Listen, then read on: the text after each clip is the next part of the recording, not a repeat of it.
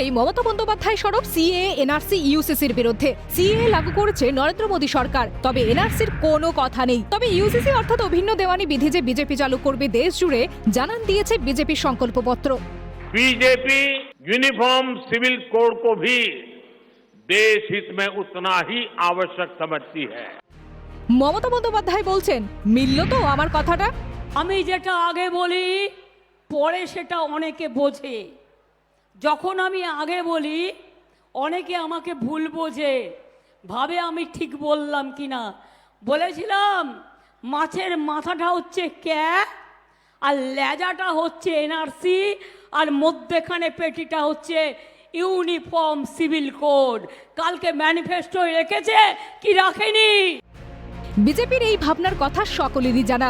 অভিন্ন দেওয়ানি বিধি মানে এক দেশ এক আইন। উত্তরাখণ্ডে চালু হচ্ছে অভিন্ন দেওয়ানি বিধি, একই পথে হাঁটতে চাইছে অসম। বিজেপির কথা, অভিন্ন দেওয়ানি বিধির মূল বক্তব্য হবে ভিন্ন ভিন্ন ধর্মের ভিন্ন ভিন্ন আইনি অনুশাসন না, একই আইনের আওতায় নিয়ে আসা হবে সব নাগরিককে।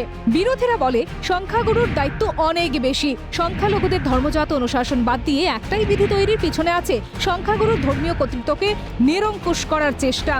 পাল্টা যুক্তি, দেশের আইন সব নাগরিকের জন্য সমান। ধর্ম ও রাষ্ট্রের মধ্যে সচেতনভাবেই দূরত্ব বজায় রাখাই শ্রেয়। গণতান্ত্রিক ধর্মনিরপেক্ষ ভারতের সবচেয়ে বড় মুকুট হবে সেটাই। জবাবটা যেন আগেই দিয়ে রেখেছিলেন শ্রমিক ভট্টাচার্য। এর কথা বলছেন, এনআরসির কথা বলছেন, আবার কমন সিভিল কোড বিল পর্যন্ত পৌঁছে গেছেন। সময় যখন আসবে, যদি দেশের মানুষ চায়, ওই কমন সিভিল কোড বিলও হবে। বিজেপি যেটা বলে, যেটা স্বপ্ন দেখে, সেটা করে দেখায়, আর কোনো বাধা এখানে মানা হবে না।